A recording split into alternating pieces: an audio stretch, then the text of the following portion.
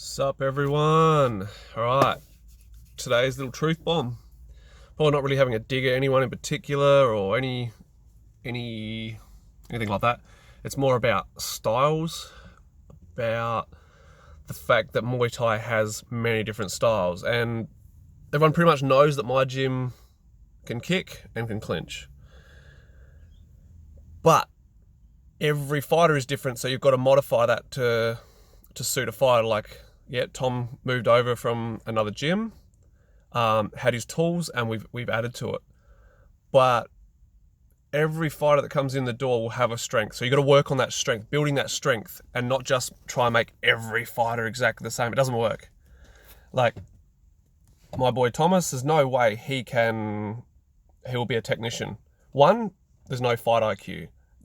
It's hard to find. You don't find fight IQ in everyone, and you can't teach it. If someone's got the natural bit of IQ, not life IQ, fight IQ, you can work with that and build on it.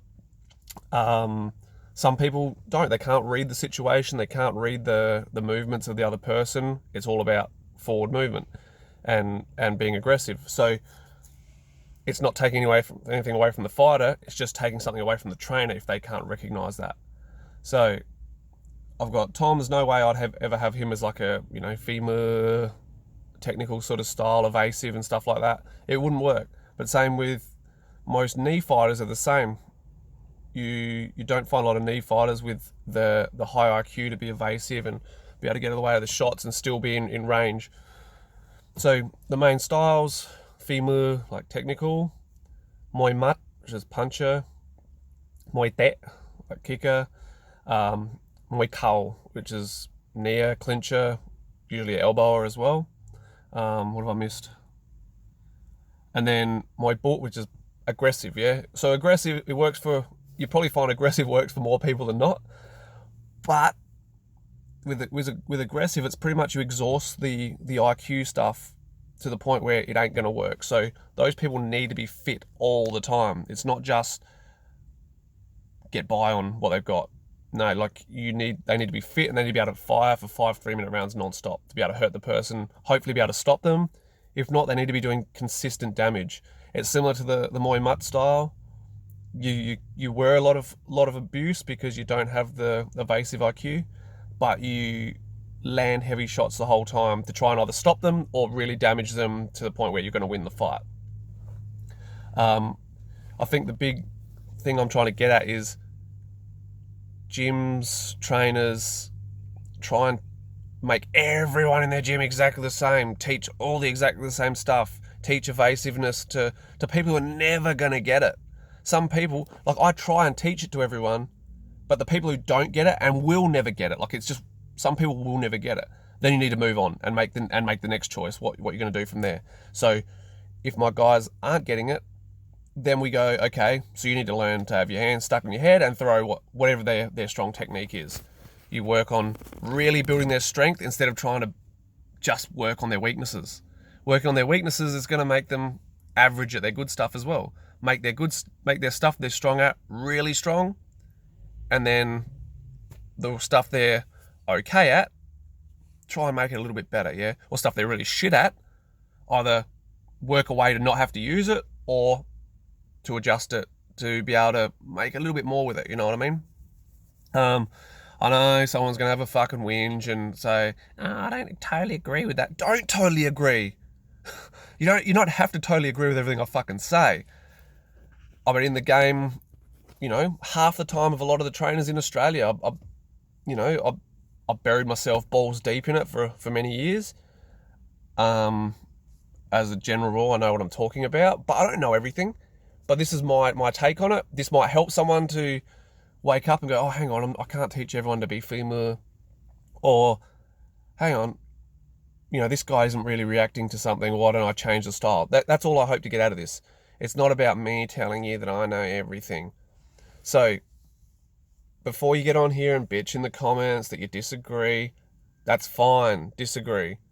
But, if you do disagree without ego is fine. Don't disagree because you feel like I'm picking on you. Disagree because you factually know more than what I'm saying there. But yeah, if if someone comes into my gym and, you know, they're interested in fighting, I start working on it, and I start giving them little tips here and there to even just the general class people. I give them, you know, little tips here and there, build them up. Then you start seeing what their strengths are, whether they be a strong clincher, whether they get the timing of the sweeps, whatever it happens to be. Then you build that as their base and you add the other stuff in. I hope this makes sense to everyone. As I said, don't get on here all egotistical and shit and feel like I picked on you and feel like you know more than me, because you know what? Lots of people know more than me. I know my shit, but other people know their shit as well. And other people are tried and proven. My style is tried and proven. Like I've been training people now. In total, I probably started training my first guy probably like 07, or helping train people. And then since I retired 7 years ago, that's all I've focused on. And then the 2 years leading up to that, I was training people anyway. Like I had people fighting for me in Thailand before I retired. But as I said, 17 years I've been in the game this month, which is still fucking nothing. You know, you look at the Don Millers, the Andy Parnhams, the Darren Reeses, the Nuggets, any of those top trainers, they've been in the game way longer than me. And who do you think I ask questions to? I ask questions to people who know more than me, who I know more than me, not who are just going to tell me what I want to hear. So I suppose the two morals of this story is to train people to their strengths and work on their weaknesses that little bit, just to get by, so you can avoid their weaknesses. And the other moral is always realize that you don't know fuck all, and that someone else knows more than you, and you can learn from anyone, let alone the superstar trainers or superstar fighters. You can learn from anyone. I could learn something from a total Gumby who's only done 2 sessions by seeing some weird little bit of footwork they accidentally did or something. You can learn, always learn. But yeah, I'll be interested to see what bitching goes on in the comments, as well as what goes in the comments supporting what I say, and who, you know, might have their own little take on it. But yeah, gyms are known for their femur, and you can be femur, but some people are going to have different strengths.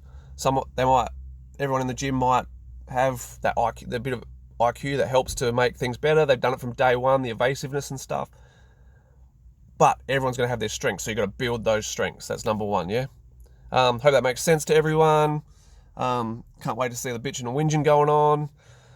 Thanks for the support in my last video, especially. To me, that's really, really close to my heart. I really believe in being respectful and stuff, and I'm proud to say I've never dogged a trainer, so thanks for that one. And yeah, I'm interested to see how this one goes. So, peace!